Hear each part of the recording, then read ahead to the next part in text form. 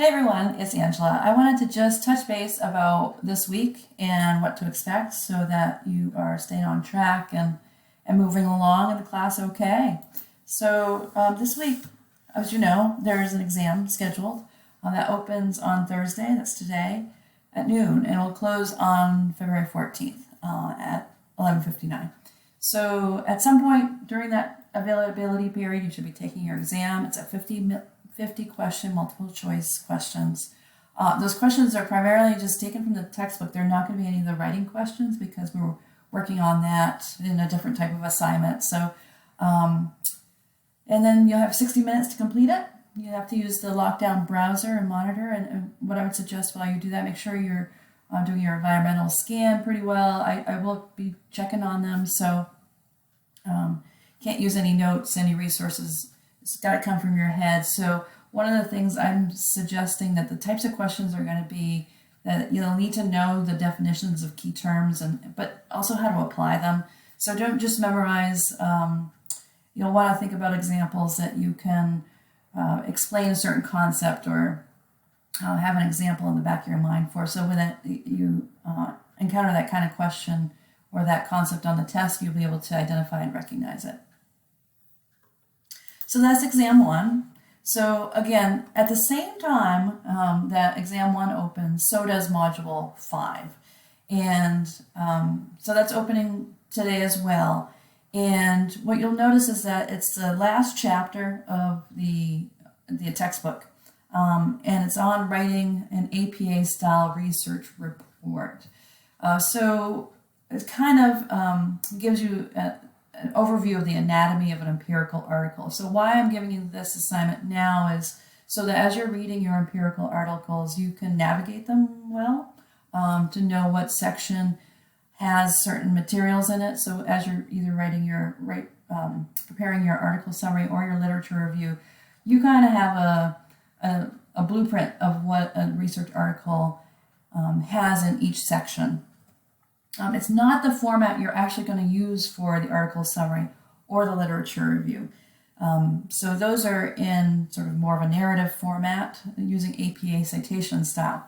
And if you notice in any empirical article, that introduction section, that area where they're talking about all the studies that have been done previously on that particular topic, that's a literature review. It's just oriented towards their topic. So essentially you're going to be using that format, just this sort of narrative style where you're going to be synthesizing and going back and forth between different articles, whereas the article summary, you're just summarizing one article. So in this module, I want you to read that chapter and you'll do the mastery training and the practice test, but it's a little bit different than what you've been working on. I tried to choose the chapters a little bit later, but also prepares you for the upcoming writing assignments, given that you have an exam this week. So just a couple of tips about the article summary. Now this isn't really due until February 24th, but I want people to kind of understand. People have had a couple of questions, so I just want to address them. You've been looking at articles, doing some library research to find empirical articles on your topic. I just want to reiterate that this is sort of like a hunting expedition or a breadcrumb trail. As you're finding articles, it's really helpful to look at those references and go use those as additional sources for your eventual literature review. You're always kind of looking for articles that are most relevant to your topic. You're not going to find one that's probably exact, but if you can find things that are related, you can sort of weave, for the literature review, this sort of background of the research that's been done on your topic and summarize that. But for the article summary, you're just going to choose one of those articles. So when you're selecting one, don't choose the most complex one. When you're summarizing, it can get really hard and you can get bogged down by details. So take a look at the articles that you've collected thus far. Find one that probably doesn't have a ton of different experiments or multiple hypotheses. It just makes it more complex for you to practice writing. This article summary is essentially, the goal is for you to practice writing in APA format, using all of those skills that I've been teaching you about writing, and applying all that. As you're reading them, read with a dictionary nearby. These are dense articles, and if you don't know words, then it's hard to really understand it and comprehend it. So definitely look up things that don't make sense, or feel free to ask me too. And the article summary, instructions, and grading rubric are in D2L. You can look that over. Be sure to do that before you even start writing. Okay, so it would help guide you for sure. When you start writing the article summary, which probably some of you will start to do soon, of course you're going to read the article and read it thoroughly. As you're reading, you should annotate, meaning take notes on it as you're reading it. And I just want to make sure people understand that you're not summarizing the topic. You're summarizing the article itself. What did these scientists, these psychologists do in their research? How did they conduct it? And you're going to give somebody a summary. It's almost like taking an executive summary of this article. So if somebody needed to just have a brief on it, you would have that. You would be able to, someone would walk away after reading your summary and saying, okay, I know what happened in that article. I don't have to go now read the 20-page article. Okay, so a couple of things are, I put a handout in D2L that should be helpful. This is not your paper, okay? So I want to make sure that's really clear. Do not turn in your filled out answers to that handout. You need to be writing your paper in sort of a narrative format. Well, in a narrative format. So use that just to help you, to be a guide, to help you to break it down so that you can formulate how you're going to summarize that in your own words. When you're writing it, use all the things that we've been talking about, those writing assignments. Use APA format. Obviously no plagiarism, but I had to put it in there because we covered that. Paraphrase. You should have any direct quotes at all in your article summary. Use economy of expression, avoid anthropomorphism, use that scientific voice and tone, and cite your sources. And just to mention, because you're only focusing on one article, you really only need one citation at the very beginning of the paper, because as you remember, that citation will apply to everything subsequent to that citation until you switch articles or switch sources.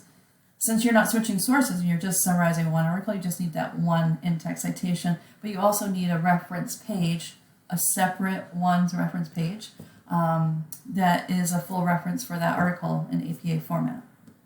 So make sure to include that. You don't need an abstract, you don't need a running head, and you don't need a title page. Again, this is practice for writing and more than anything. It should be a multi-paragraph paper. It shouldn't be one paragraph, and that would not be sufficient to summarize a scientific study. So I don't give a word count because it depends on how long it takes you to summarize the article. So there's no minimum word count, there's no maximum word count, but it should be succinct. And again, this is due on February 24th. A couple of things I want to kind of mention is if you have questions either about the article summary or as you're preparing for the exam, don't hesitate to contact me. I'm around, so definitely email me or try to find a way to connect with me, even asking that I have a question. One thing you might want to consider is finding someone to study with, even if it's virtual. You're welcome to use the I have a question to use that as a launch pad, or if people have already created a GroupMe, feel free to use that. Be careful of GroupMes. I don't want people to use it in any sort of nefarious way, obviously. But it is a great place for you to make sure you're understanding the material and touch base with someone else in the class. You're also welcome to workshop your papers with peers. Write up a draft. Ask one of your peers in the class, hey, would you look this over? I'll do the same for you. To check for things like economy of expression, anthropomorphism, things like that before you turn it in. And people always ask me, is there an example paper for an article summary? And I'm always hesitant to do that because students generally will just follow the same exact format as the example I give. And sometimes examples aren't 100% perfect depending on how you write and your style and your way of summarizing. So I don't really do that because it really limits what I think you should be practicing. However, there's a ton of papers, article summaries are frequent online, so you can look up different article summaries. It's just a type of report that people write. So, and sort of use that to sort of think of how you would write your own paper. Just be careful not to use the same language or the same syntax, diction, things like that.